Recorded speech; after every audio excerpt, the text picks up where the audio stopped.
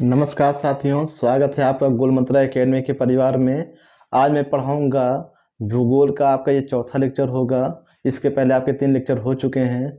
और ये जो ग्रहों का परिचय है, तो ग्रहों का जो परिचय है इसको हम 2 भागों में बांटेंगे।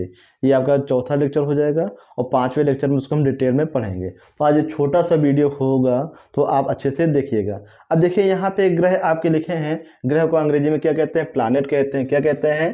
प्लानेट कहते हैं। आपको पता ही होगा, है ना।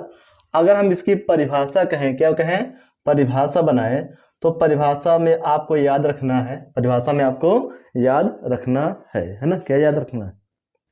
तो परिभाषा क्या है ये आपको याद रखना है कि जो कंडीशन, परिभाषा हम बना सकते हैं लेकिन इसमें कंडीशन, तो हम आपको 4 कंडीशन बताएंगे। कितनी कंडीशन बताएंगे?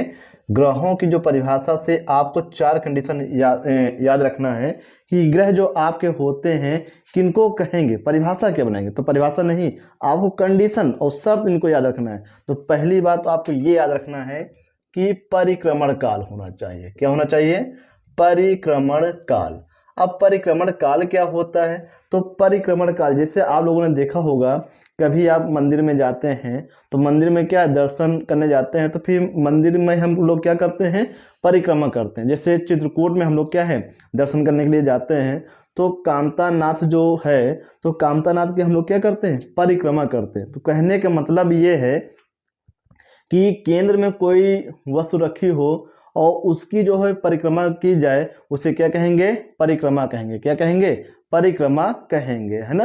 तो जितने भी ग्रह हैं, जितने भी आपके ग्रह हैं, तो इन सबको क्या है, ये सूर्य का चक्कर लगाना पड़ेगा। अगर चक्कर नहीं लगाते हैं तो उन्हें ग्रह की श्रेणी में नहीं रखा जाएगा। तो पहला आपका हो गया परिक्रमण काल। दूसरा क्या है आपका? परिभ्रमण काल। बिल्कुल छोटा सा अंतर है कि ये आपका है परिभ्रमण काल। क्या है आपका? परिभ्रमण काल। परिभ्रमण काल का मतलब क्या होता है? हम 2 भाषाओं, 2 तरीके से बता सकते हैं। अपनी धुरी पे घूमना, या फिर हम कह सकते हैं अपने अक्ष पर घूमना। मतलब जैसे हम कह दें तो ये मार्कर है, यहाँ पे हम सेंटर पे लगा दें और इसको ऐसे घुमा रहे हैं, ये क्या है? अपने अक्ष पे घूम रहा है। क्या है? ये अपने अक्ष पे घूम रहा है। और इसी को क्या कहते हैं? परिभ्रमण काल कहते हैं। क्या कहते हैं? परिभ्रमण काल। जैसे आप लोग पढ़ेंगे कि पृथ्वी जैसे है, तो पृथ्वी का अगर हम तुलना करें तो पृथ्वी का जो परिक्रमण काल बात करेंगे और इसका क्या बात करेंगे? परिभ्रमण काल। तो इसका होता है 23 घंटे। क्या होता है? 23 घंटे 56 मिनट और 4 सेकंड, है ना। तो पृथ्वी का जो परिभ्रमण काल होता है ये 23 घंटे 56 मिनट 4 सेकंड का होता है। अगर हम पृथ्वी का जो है परिक्रमण काल पूछे तो 365 दिन। कितना? 365 दिन 5 घंटे 48 मिनट और 46 सेकंड, है ना। तो ये हमने लिख दिया है कि जो पृथ्वी के आपके क्या है, तो पृथ्वी का जो है परिभ्रमण काल और क्या है? परिक्रमण काल, है ना। अब तीसरा है, यहाँ पे होना चाहिए कि जी का मान होना चाहिए। जी का मान होना चाहिए, है ना। कि गुरुत्वाकर्षण होना चाहिए। क्या है? गुरुत्वाकर्षण होना चाहिए, है ना। तो आपको याद रखना है कि किसी भी ग्रह को तभी घोषित किया जाएगा उसमें ग्रेविटी होनी चाहिए, गुरुत्वाकर्षण होना चाहिए, ये शर्त है। चौथी क्या है? स्वयं का प्रकाश नहीं होना चाहिए। स्वयं का प्रकाश नहीं होना चाहिए, नहीं होना चाहिए, है ना। तो स्वयं का प्रकाश जो है ये नहीं होना चाहिए। ये 4 शर्त होती हैं किसी भी ग्रह की परिभाषा बनाने में। पहला क्या है? परिक्रमण काल होना चाहिए। दूसरी कंडीशन क्या है? परिभ्रमण काल होना चाहिए। तीसरी कंडीशन क्या है? गुरुत्वाकर्षण होना चाहिए। चौथी कंडीशन क्या है? वो आपका होता है क्या कहते हैं? स्वयं का प्रकाश नहीं होना चाहिए। पांचवी कंडीशन बना सकते हैं कि जो ग्रह होते हैं क्या है, ये दूसरे की क्या है, दूसरे की ग्रह का चक्कर नहीं लगाना चाहिए। दूसरे ग्रह का चक्कर नहीं लगाना चाहिए, है ना। देखो, तो क्या होना चाहिए? किसी भी ग्रह के उसके चक्कर में, उसकी कक्षा में नहीं जाना चाहिए। जैसे आप लोगों ने देखा होगा कि यम, है ना, जिसे हम लोग क्या कहते हैं? प्लेटो कहते हैं ना। तो प्लेटो किसी समय इसे क्या है ये ग्रह माना गया था। तो इसकी जो खोज है 1930 में हुई थी। कहाँ हुई थी? 1930 में हुई थी। किसने की थी? तो ये किया था क्लाइड क्लाइड टॉमबैग। किसने किया था? क्लाइड टॉमबैग ने किया था, है ना। तो ये आपको याद रखना है कि प्लेटो की खोज 1930 में क्लाइड टॉमबैग ने किया था। लेकिन उस समय इसे ग्रह की श्रेणी में रखा, किसमें? ग्रह की श्रेणी में रखा गया है। लेकिन बाद में पता चला ये किसी दूसरे ग्रह की कक्षा में क्या है, प्रवेश कर जाता है। तो इसीलिए क्या हुआ है, इसे 2006 में, है ना, 2006 में प्राग एक शहर है। प्राग क्या है? जर्मनी का एक शहर है। यहाँ खगोलीय संघ का सम्मेलन हुआ। क्या हुआ है? खगोलीय संघ का सम्मेलन हुआ है। और इसी सम्मेलन में प्लेटो को ग्रह की श्रेणी से हटा दिया गया। प्लेटो को ग्रह की श्रेणी से हटा दिया गया है। अब इसे क्या कहा जाता है? तो इसे कहा जाता है क्षुद्र ग्रह कहा जाता है। क्या कहा जाता है? क्षुद्र ग्रह कहा जाता है, या फिर बौना ग्रह कहा जाता है। क्या कहा जाता है? बौना ग्रह। तो याद रखिएगा, तो इसकी खोज किसने की है? क्लाइड टॉमबैग ने किया है। कब किया है? 1930 में किया है। और इसे ग्रह की श्रेणी से कब हटाया गया है? 2006 में हटाया गया है।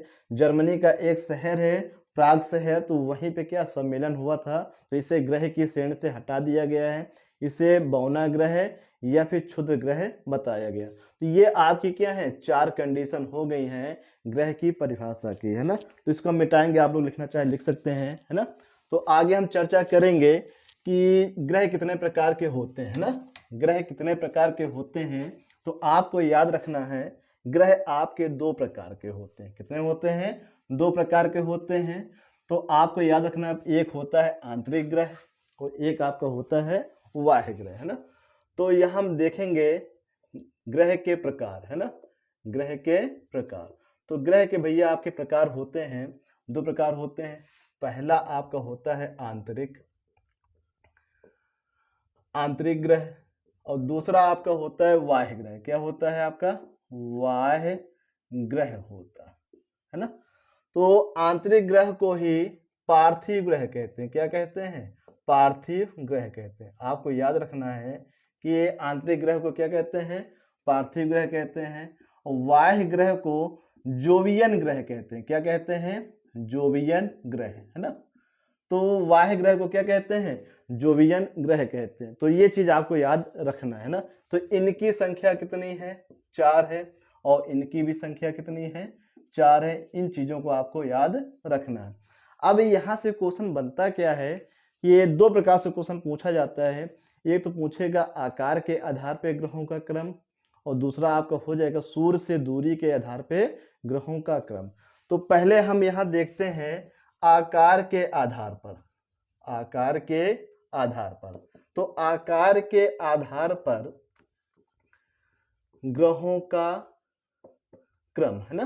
तो यहाँ पे हम जब बनाएंगे आकार के आधार पर, तो आपको ये याद रखना है कि हमारे सौरमंडल में सबसे बड़ा क्या है? बृहस्पति है। और सबसे छोटा क्या है?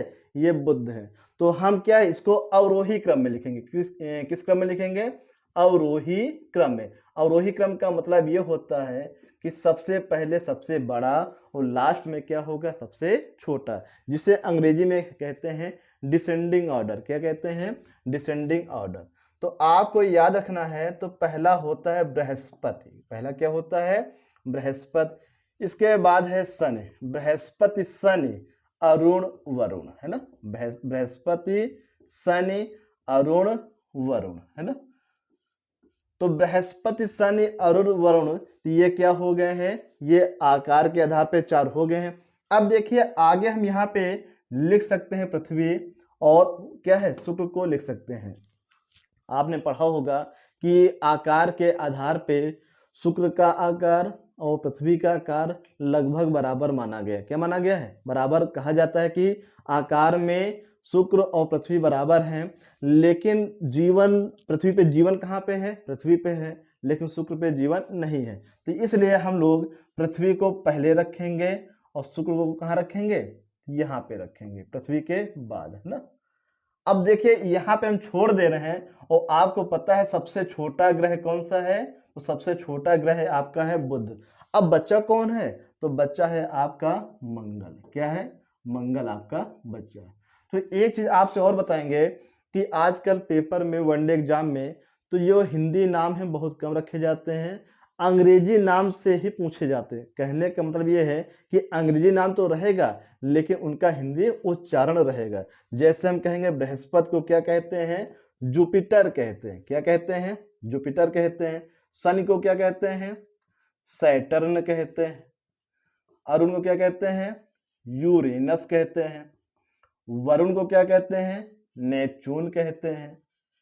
पृथ्वी को क्या कहते हैं, अर्थ कहते हैं। ये अंग्रेजी नाम है। क्या नाम है, ये अंग्रेजी नाम है। और शुक्र को क्या कहते हैं, वेनस कहते हैं। क्या कहते हैं, वेनस कहते हैं। मंगल को क्या कहते हैं, मार्स कहते हैं। बुध को क्या कहते हैं, मरकरी कहते हैं। तो आपको क्या है, इन ग्रहों के अंग्रेजी नाम भी याद करना जरूरी है ना। इन ग्रहों के अंग्रेजी नाम भी याद करना जरूरी है। नहीं आप हिंदी में याद कर लिए और पेपर में क्या आ जाए, अंग्रेजी नाम आ जाए तो कह देंगे गुरुजी ने तो अंग्रेजी में बताया ही नहीं, है ना। तो यहाँ पे देखेंगे दूसरी हेडिंग हो जाएगी सूर्य से दूरी के आधार पे।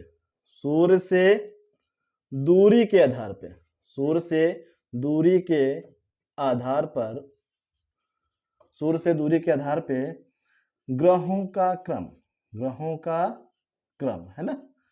अब यहाँ अच्छे से हम क्या बनाएंगे, एक सूर्य का आकार बनाएंगे ना। ये हम बना लिए हैं सूर्य। ये क्या है आपका, ये आपका सूर्य है ना। तो आपको याद रखना है ये आपका क्या है, ये सूर्य है। तो सूर्य से जो आपके जो ग्रह हैं तो आपको याद रखना सबसे पास का ग्रह क्या है आपका, बुध है ना। क्या है सबसे पास का, बुध। फिर है आपका शुक्र, बुध शुक्र। फिर है आपका पृथ्वी, फिर आपका क्या है, पृथ्वी, है ना। बुध शुक्र पृथ्वी मंगल, बुध शुक्र पृथ्वी मंगल। तो ये आपके क्या है, सूर्य से दूरी के आधार पे ग्रह हो गए।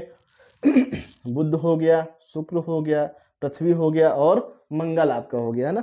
अब देखिए आगे याद नहीं करना, तो यहाँ से आपको ये उठाना है जो आकार के आधार पे।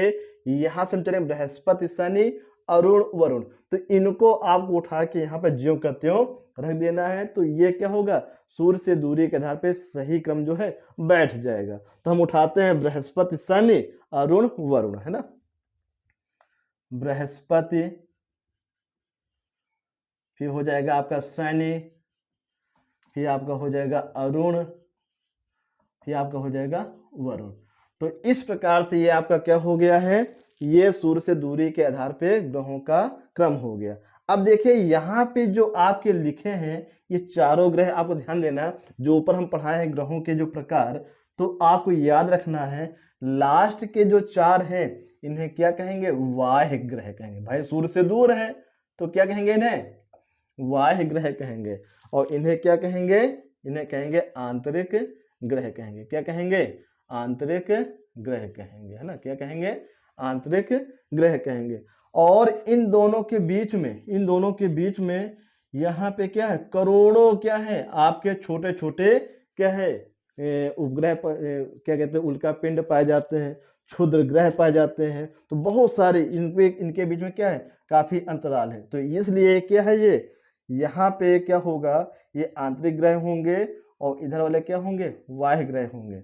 अगर आपसे पूछे कि जी का मान कहाँ पे होता है, तो जी का मान जो है यहाँ पे आपको देखना पड़ेगा, जो पृथ्वी वगैरह है यहाँ पे जी का मान क्या होता है, सबसे ज्यादा होता है ना। आगे देख, तो जी का मान कहाँ, ये पृथ्वी पे आपका होता है। लेकिन अगर आपसे पूछे कि इधर साइड जी का मान ज्यादा होगा कि इधर साइड ज्यादा होगा, तो आपको ये पता होना चाहिए। जैसे पृथ्वी है ना, तो पृथ्वी पे क्या है, ये जो जी का मान होता है, तो यहाँ पे जो वायुमंडल है ना, यहाँ पे वायुमंडल होता है, किसके कारण होता है, लेकिन ये जी के मान के कारण होता है। लेकिन जी का मान जो सर्वाधिक इधर होता है, जी का मान जो अधिक कहाँ होता है, यहाँ पे जो आपके वाह्य ग्रह हैं, तो यहाँ पे क्या होता है, जी का मान अधिक होता है।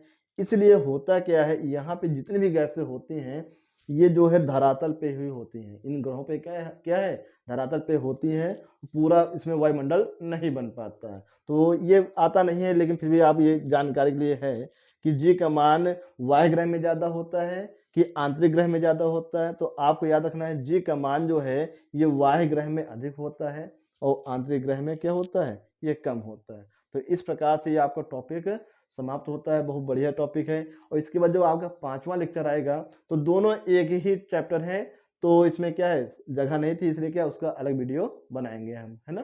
तो आज के जो क्वेश्चन आप बताएंगे, संतोष ट्रॉफी और देवधर ट्रॉफी का संबंध किस खेल से है। संतोष ट्रॉफी और देवधर ट्रॉफी का संबंध किस खेल से है, इसका जवाब आप लोग कमेंट सेक्शन में लिख के बताएंगे। जय हिंद, जय भारत।